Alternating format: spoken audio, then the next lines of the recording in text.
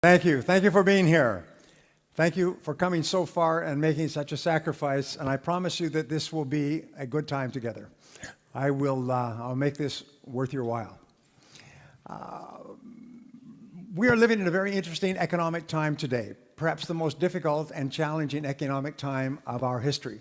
And this has always been a challenge for us as salespeople, is to sell against entrenched competition. So I'm going to give you some ideas today that I have shared with many people that have enabled them to double and triple their income. How many people here would like to double their income? If I can show you how, will you give it a try? Say yes. Yeah, okay. Well, I will give you several ideas that other people have used to double their income as we go along. In your life, you must always predict growth. You must always predict that things are going to grow. And you must always work as though things are going to grow, because it is your attitude more than anything else that will determine your level of success. Even when the economy is going down, some people and some companies are doing well. Others are not, because sometimes they believe, well, the economy is bad, so we have to cut back and we have to reduce our activities. And others simply respond by becoming more busy and more aggressive. And that's very important for you and I. Well, many years ago when I started off, I did not graduate from high school, and I could only get laboring jobs. And my first laboring job was washing dishes in the back of a small hotel. And over time, I worked in construction, and I worked in factories and sawmills. I know a lot about sawmills. I worked on farms and ranches, and I worked on a ship in the North Atlantic. When I was 23 years old, I was working on a farm and sleeping on the hay in the farmer's barn. At the end of the harvest, I was uneducated, I was unskilled, and I was once more unemployed. And when I could no longer find a laboring job, like you, I got into sales. Sales is the ultimate default job in our society. Nobody goes forward into sales, we fall back into sales when nothing else is working. It's like driving a car and backing up and hitting something. Whoomp! You get out to see what it is, and it's a sales job. And so we say, well, I will give that a try and see what happens. And sometimes your friends say, when are you going to get a real job? Because some people don't believe that sales is a real job. However, the 80-20 rule applies. 20% of people who get into sales realize that this is a great opportunity, that if you sell really well, you can earn more than a doctor or a lawyer or even a politician. You can make a wonderful living in selling, and you can fulfill all of your dreams. In the Western world, 5% of millionaires are salespeople who have sold all their lives for another company, but they sold a lot, and they earned a lot, and they invested the money carefully. So it's possible for you to achieve all your dreams in this field if you become good in selling. So I got into sales, and the only job I could get was knocking on doors, cold calling from door to door. And I had no training and no experience. The only thing I could think of was to work hard. At least it wasn't like working on a farm or working on a ship. It was clean work. So I was told that selling is not really a selling job, it's really a rejection job. And the more rejections you get, the more sales you'll make. This was the totality of my sales training. So I used to get up earlier and earlier each day so I could knock on more doors so I could be rejected more often. And I began starting at 6, 7, or 8 o'clock in the morning when people came to work, and I would knock on doors all day. And in the evenings, I would go out and knock on doors of homes and apartments. I would sometimes work 12 to 14 hours a day. I worked 30 days before I made my first sale. This is not a good way to live, I can tell you that. I was sleeping on the floor of a friend's apartment. I had one change of clothes. I would have to wash out my shirt in the sink at night. I had one tie which came off and clicked back on, and one pair of shoes which were too big for me. So when I walked, it was like walking with swim fins. Ka-plop, ka-plop, ka-flop, ka-flop. And I had to lean forward so my shoes didn't fall off. If I ran, my shoes would fall off. So this was my start. And after about 6 months of knocking on doors and earning just enough to stay alive, I noticed that there was one man in my company who was earning 10 times as much as anyone else. And he wasn't even working very hard. He would start work at 9 or 9:30. He would go out, or a client would come into the office, or he would go out and visit a client. He would have lunch with another prospective customer. He would make sales in the afternoon, and he would quit at 4:30 or 5. And he went to beautiful restaurants, and he had nice vacations. He had a beautiful apartment, and he had a pocket full of money, and he had no financial problems, and he was selling the same product that I was selling out of the same office at the same price to the same people under the same conditions. So I did something, about 6 months later, I did something that changed my life. I still recall this changed my life. In your lifetime, by the way, you have experiences, and it's usually an idea or a concept. Something happens and your life goes in a different direction. And this was the transforming moment for me. I took a deep breath and I went and I asked him, what are you doing differently from me? Why are you making so many sales? And he said, well, show me your sales presentation and I'll critique it for you. I said, my what? He said, your sales presentation. I said, you show me yours and I'll show you mine. Because I didn't have a sales presentation. I was doing what I call the blah, blah sell. I would find a prospect and go blah, blah, blah, blah, blah, until they would start looking at their watch and looking away, and so they'd say, thank you very much for coming in. Let me think about it. Call me back next year, maybe, or leave me some information. And I would go from place to place and get the same response. He said, no, no, no. He said, there's a process, a logical process of selling. And the process has 7 steps. And the first step is to prospect and to speak to the right people. The second is to build rapport and trust with those people. The third is to ask them questions and identify their needs accurately.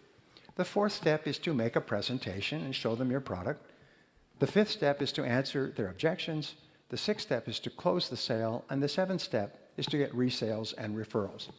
Now, he probably didn't tell me all that. But what he did give me was a very simple presentation, and instead of going out and talking, I went out and asked questions, and my sales went up.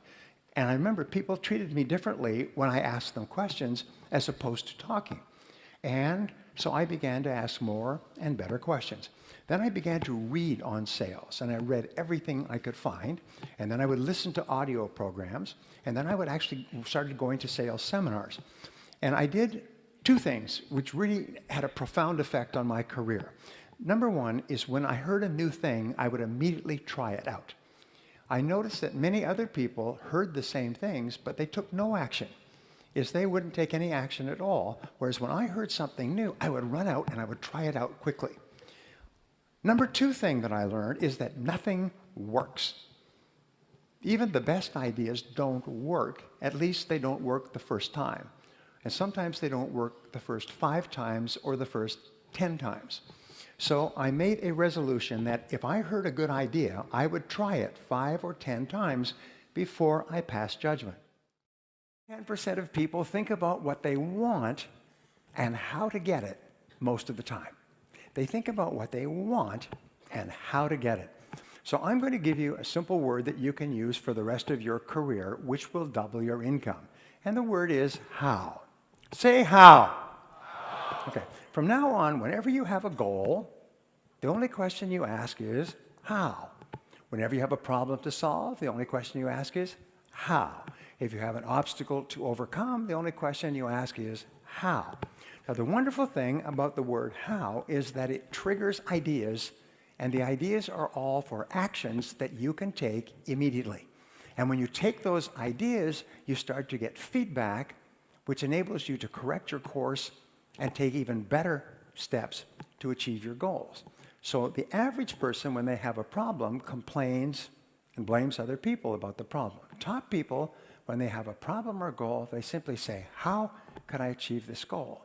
And they try this, and they try that, and they try something else, but it never occurs to them that they will not eventually be successful.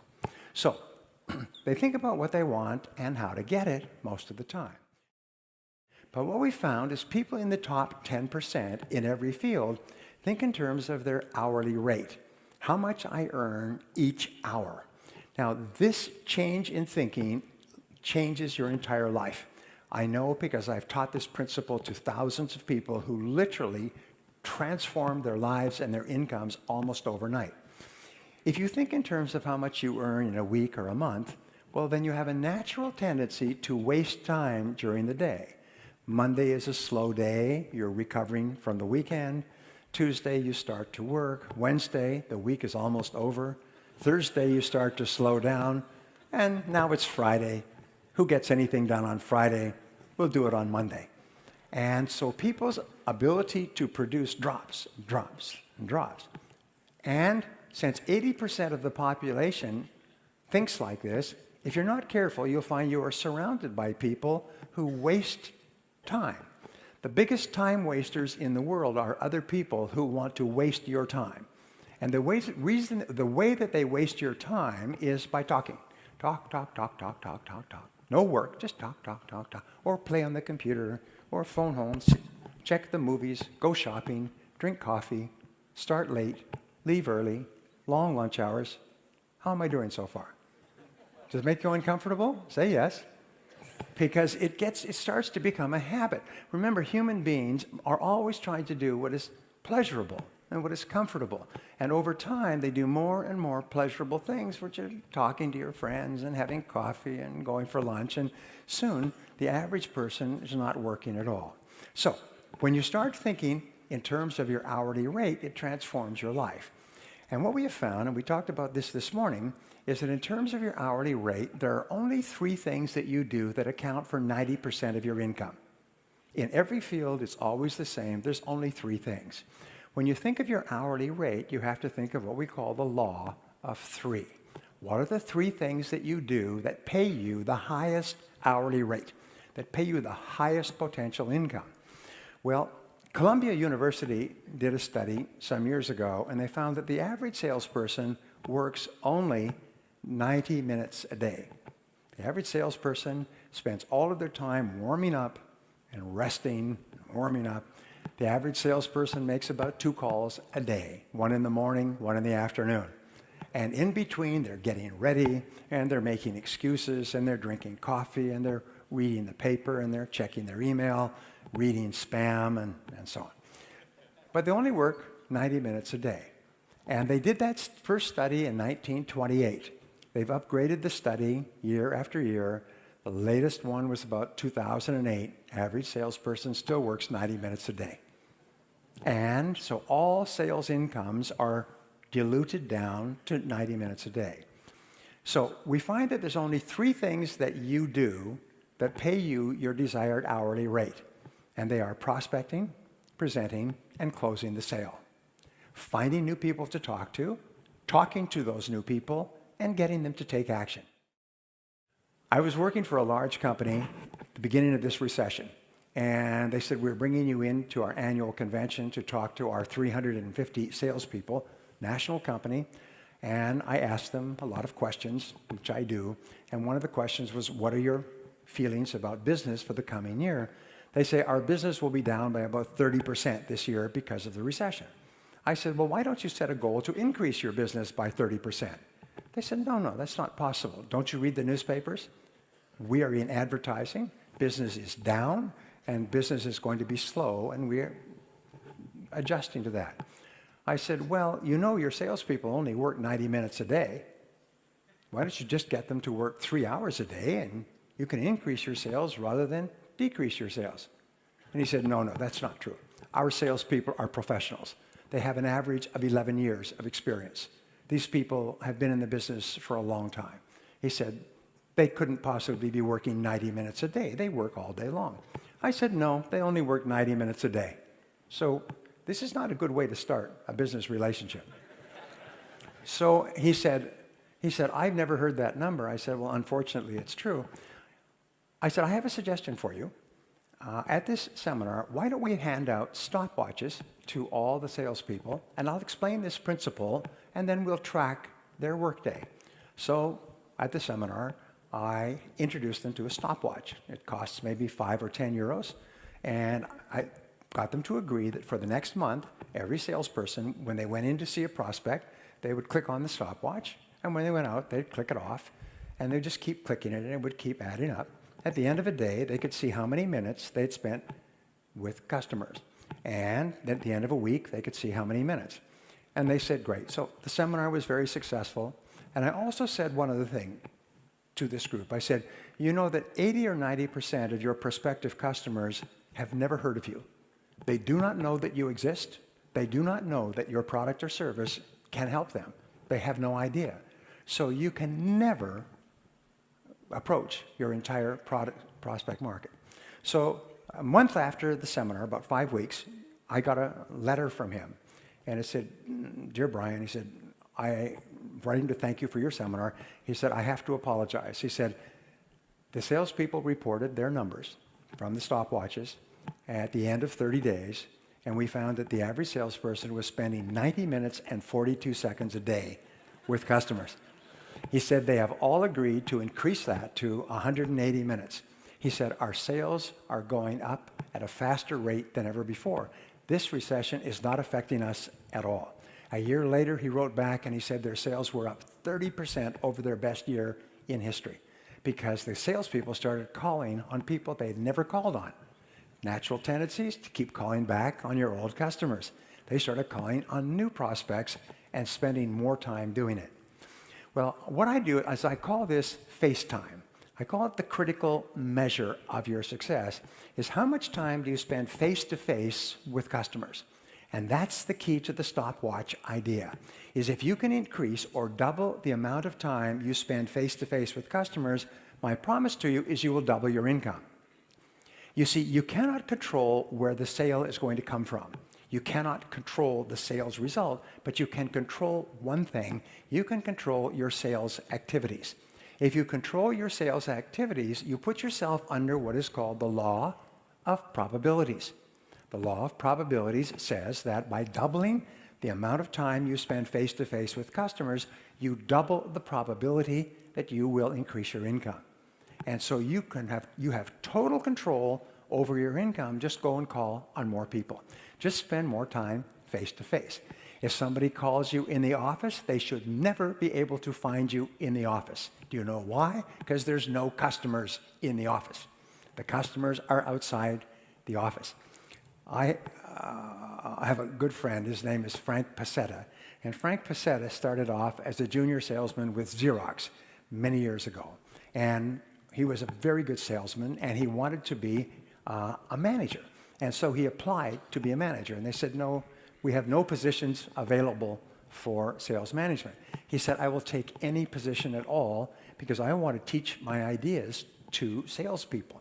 And so finally they said, an opportunity has opened up in the Cleveland office, Cleveland, Ohio. It's the worst performing office of Xerox in the world. Of 2,000 offices, it is the lowest performing office in a major city. So if you will move, and he lived in California, nice place to live. If you will move to Cleveland, which is called, in English, it's called the Mistake on the Lake. It's an old industrial town on Lake Superior. They call it the Mistake on the Lake. If you will move there, we will make you a manager. So he said, I'll do it. So he packed up his family, drove across country, and there was a notice that the new manager was going to be in the office, and he wanted to hold a sales meeting at 8 o'clock Monday morning. So 8 o'clock Monday morning, he's there waiting, and one or two salespeople of 32 altogether came into the office, and then one or two more, and they're smoking cigarettes and drinking coffee. And by 8:30, the sales team was there, and they've destroyed every sales manager they've ever had, and this was just what we call raw meat, because they were going to destroy him as well. So he said, ladies and gentlemen, he said, thank you for being here. I am your new sales manager, and I want to ask you a question. What is it that you don't see in this office? And so they looked around. Maybe he'd taken a painting off the wall or something. They said, we give up. He said, you don't see any customers. And you are salespeople, and your job is to be with customers. You have leads. Now, go out and see customers. This sales meeting is over. Everyone out. out, out. And he herded them out like cattle, herded them out the door. I know, because a friend of mine who was in this office at that time told me that this story is perfectly true, and he wrote about it in his book. So they were all out, and they went out to the hallway, and they said, what do we do now? They're not used to spending much time with customers, so they said, well, let's go across the street and have some more coffee. And some of them said, well, I think since I'm already out, I'll go and call on customers. So the next day, they came back, and he had announced there would be a sales meeting every morning at 8 o'clock. The next morning, they came back. This time, they were a little bit more punctual. And they came in, and all the desks and chairs were gone. He'd had a moving company come the night before and move them all away. And so they were standing up. And he said, now, you notice there's no desks or chairs. Yeah, so we're going to have our sales meetings standing up. Over here, there's 3 offices which have locks on them with desks and chairs. So if any of you bring a customer in to talk to, you can sit in one of these offices. But since you won't be spending any time in the office anymore, you won't need a place to sit. And this sales meeting is now over, so out, go and call on customer. Well, this was his strategy. In the next 30 days, of the 32 salespeople, 12 quit. They told him that he should go and multiply by himself. I don't know if we have that expression in Finnish. Some of you didn't get that, but some of you did. All right. And the others, though, started to make more sales. And since they're highly commissioned, they started to make more and more sales, and they started to get really motivated by making sales. And then he began to have a sales training lesson every morning, and talk to people and work with people and go out with people and come back in with people, and the sales went up. Within a year, within 1 year, it was in the top 500 offices in Xerox. Within 2 years, it was the #1 office in Xerox. The salespeople in that office were earning more per person than any other office in Xerox worldwide. People who worked with him, who I have met, still talk about those being the great days. And the only strategy was forcing salespeople to go out and spend more time face-to-face with customers. And you can do that yourself. You can be your own sales manager and use the one infallible, totally controllable strategy in the world: spend more face time. Human beings are very much, they have what is called a cybernetic guidance mechanism, like a guided missile. A guided missile is fired at the target, and even if the target moves, the missile takes feedback and adjusts its course and hits the target. You have a cybernetic mechanism where you are learning. You are a learning machine. The more activities you engage in, the faster you learn. And pretty soon you become so smart that you can hit the target almost every time. I've worked with people, great stories, who were making 1 sale out of 10. That means that they were getting rejected 9 out of 10 times, but they kept on, kept on. When they learned proper sales techniques, they started to make 2 sales out of 10, 3 sales out of 10, 4 sales, 5. One gentleman in my course came 1 year, came back the following year. He was making 9 sales out of every 10 calls. His income went up several hundred%. He went from living in a small house to living in a large house. He'd been in sales for about 12 years before he learned how to sell professionally, and his sales exploded, because you can't get worse at selling by doing it. You can increase the percentages, but the way you do it is you collect more no's. So your job now is to see how many no's you can collect each day. Just be polite, be friendly, be charming, as you already are, I'm sure, and just collect no's all the time. The more no's you get, the more successful you'll be. I taught this to a company recently, and they were using telemarketers. And they would start at about 8:30 in the morning, telemarketing, but the telemarketers would get burned out. Most telemarketing shifts are only 3 or 4 hours, because telemarketers get burned out psychologically from all the rejection they get. So they put in a little contest. They had a gift certificate for lunch, and whoever got 10 no's first in the morning, after they started, would get a free lunch paid for by the company. But nobody could start until 8:30. So they'd wait. At 8:30, they'd go ding, everybody would start diving. No. And they would start dying and get as many no's as they can. And finally, one person would get 10 no's.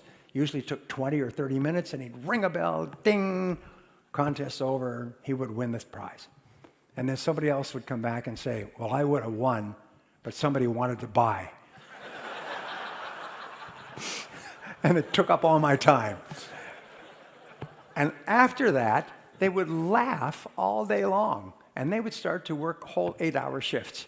All their incomes tripled, quadrupled, because the no motivated them. When they heard the word no, they would laugh. And it's one of the most important studies that I've seen. I want to pass this on to you because it's a guarantee to double your income or more. What they found is they studied people who, over the course of their careers, had moved up to the top and become the presidents of major businesses, the biggest businesses in the world. And they asked, why are these people so successful when they started off with many thousands of people? About 1.5% of the population graduates from university and starts in the workforce each year. So at the beginning of each year, they line up like a marathon. And everybody's starting work for the first time, and then the race is on. And then over the years, some people get way ahead in the financial race. The majority stay in the middle, and a lot of people fall behind. So they went back and they studied the life career of these people to find out how these people got to the top. By the way, one of the most important things we do in life is study successful people and find out how they got there so we can follow their tracks.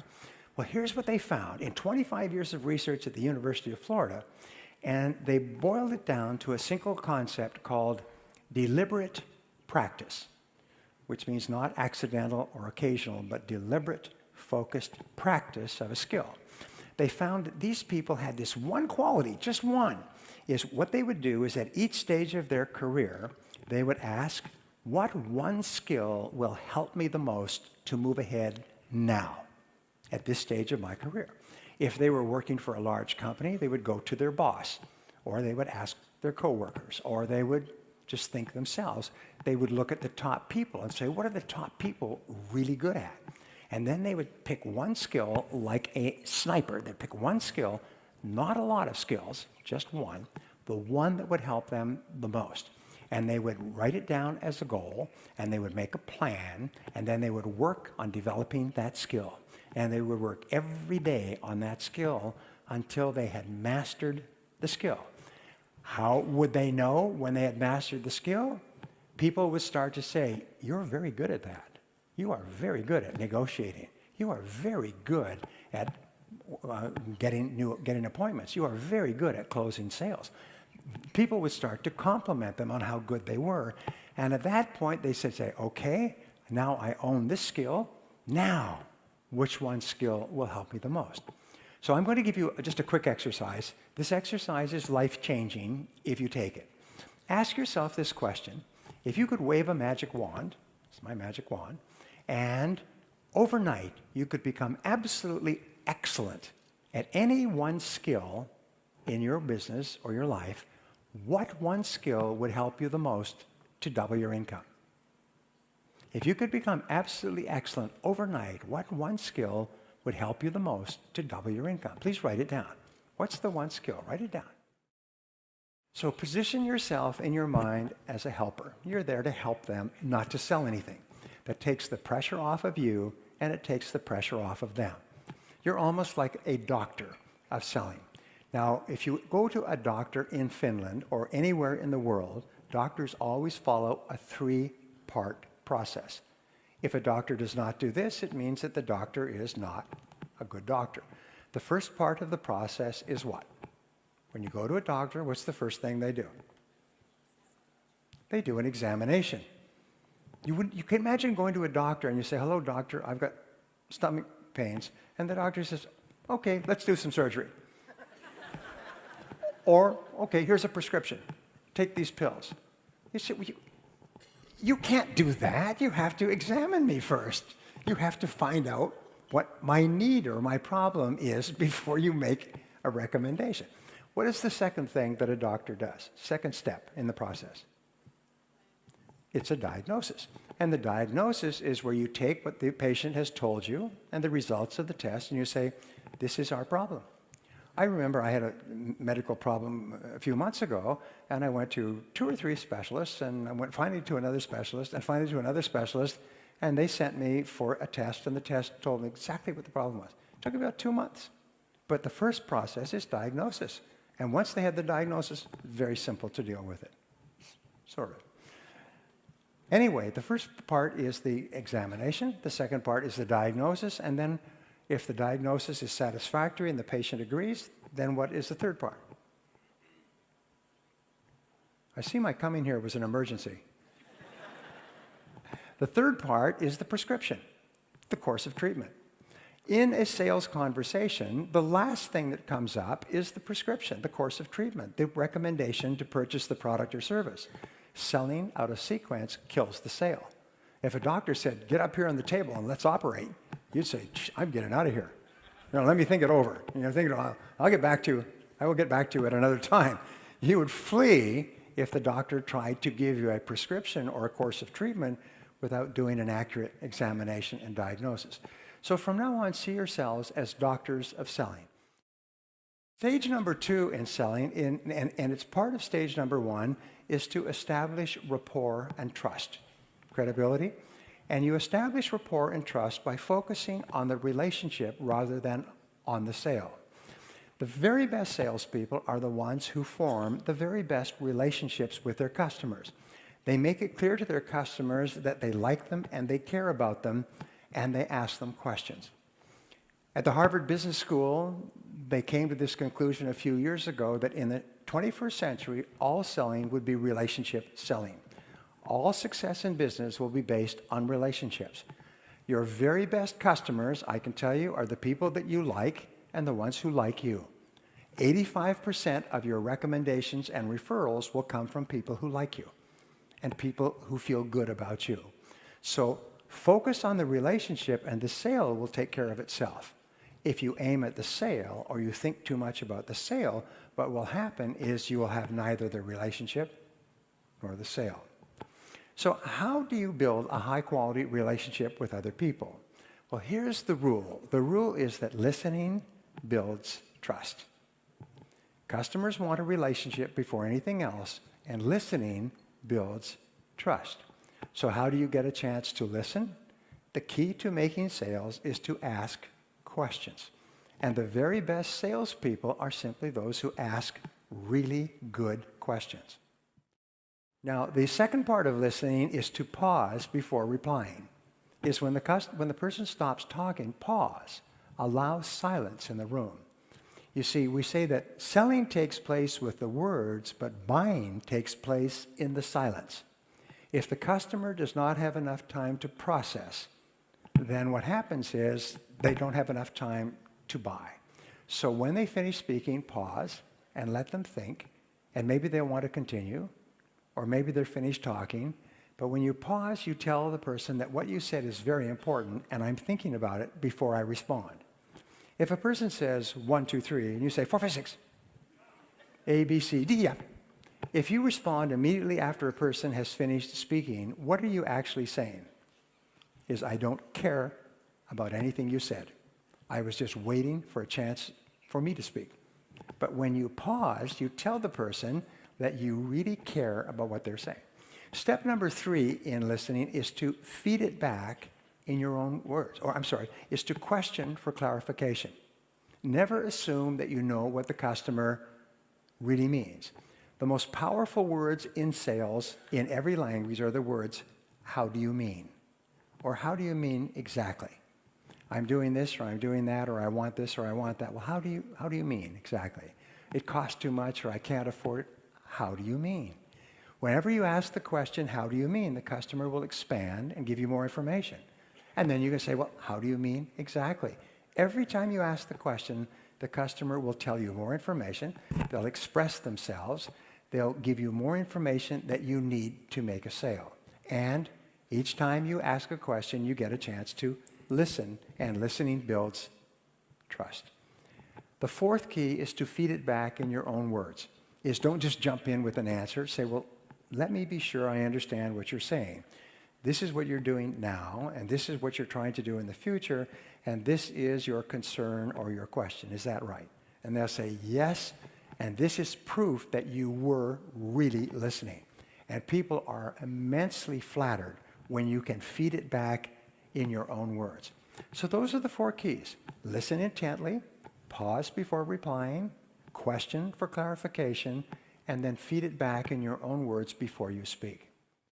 So I'll give you a technique, by the way. This will double your income. This technique is so powerful. It's been found that the top 10% of salespeople in 32 industries use this technique. And you teach this technique to people, and they won't use it. But in every audience, I say, does anybody use this technique? And there's always be somebody. I'll say, how does it work? And they'll say, it's like their seat was electrified. They'll go, customers love it. I mean, and it's a very simple technique. It's called the agenda close. The agenda close is where you close the person on an agenda. So for example, what you would do is you would say, Mr. Prospect, I know how busy you are, so I've prepared an agenda for our meeting. That now positions you as a professional. It positions you as a consultant. An agenda. You see, only professionals use agendas. Non-professionals go in and just talk. So what you do is, I've prepared an agenda for our meeting, and you take a piece of your stationery, this is Nordic Business Forum, and you write agenda for meeting with the person's name, correctly spelled, very important, and the time and date. And then you have 5 or 7 questions. Odd numbers are better than even numbers. 7 is one of the most powerful cosmic numbers. So I always think in terms of 7s. So you have 7 questions. And so I've prepared an agenda for our meeting, and you space the questions over the page so a person can take notes. You write it in large print so a person does not have to get a magnifying glass to read it. And then there's 1, 2, 3, 4, 5, 6, 7. Well, customers are astonished. They take it like this, and it's got their name and their time and their business on it. And they sit, and then you have a copy yourself. You say, if we can just go through these questions, then you will know and I will know if this is a good idea for you or it's not. And at the end of the series of questions, you say, well, it looks like what we're offering and what you need seem to fit together pretty well. Can I show you some of the details? And then you shift gears and you shift into the presentation. Now, just like identifying needs accurately is the turning point or the hinge on the gate or the door, the presentation is where the sale is made. You make the presentation by presenting your product or service in a special way. And this is worth $1 million to you over the course of your career. This one piece of advice is, people don't care what your product is. They don't care about you. They don't care about your company. They don't care about the background of your company, and they don't even care what the product is. People don't care. The only thing they care about is what this product or service does for me. You know, if you have a little child, the child says, me, mine, me. All customers care. They're just children with better excuses. All they think about is me. What do I get? What's in it for me? And what they want is, they want a change in their life. They want an improvement in their life, a result, a benefit, or highest of all is a transformation. They want to be transformed. There is an ABC theory of motivation that applies to selling. And A in English stands for antecedents, or what happens in the past. B stands for behavior, and C stands for consequences, what happens as a result of buying. Here's the rule. 15% of buying behavior is determined by the past. 85% of buying behavior is determined by the anticipated future. What is going to happen as a result of me buying? So, as we say, if you are selling a tour to the Canary Islands, spend 90% of your time talking about the destination and only 10% talking about the plane that you fly to the Canary Islands in. Most salespeople spend 90% of their time talking about the plane and only 10% of the time talking about the destination. Imagine if you went to a travel agent and you said, I want to take a vacation to the Canary Islands. And they said, well, let me show you how this plane works. And they take out a diagram of the airplane you're going to fly on and how you walk up the rampway and where you sit and the food they serve and the movie. You think, I don't want to hear about this. I just want to know about the islands and the palm trees and the ocean and the warm water and so on. So talk 90% about the change that will take place in the customer's life. Now, going back 6,000 years to ancient Sumeria, when they first began the first open markets, customers have only bought one thing in 6,000 years. Can you guess what it is? Well, the answer is improvement. Customers only buy improvement. The reason they buy is that they feel that the quality and quantity of the improvement will be greater than the cost and the trouble of using it or learning how to use it.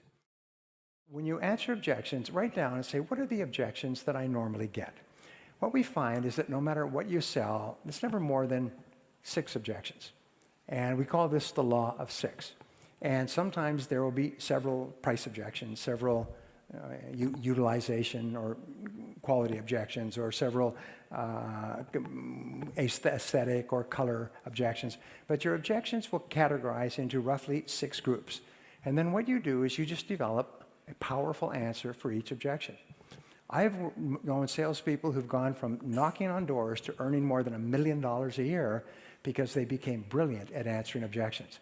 The top salesman in the world for many years was a man named Ben Feldman, Guinness Book of Records. And he answered objections so beautifully that he would give courses and people would sit on the floor like children around a campfire.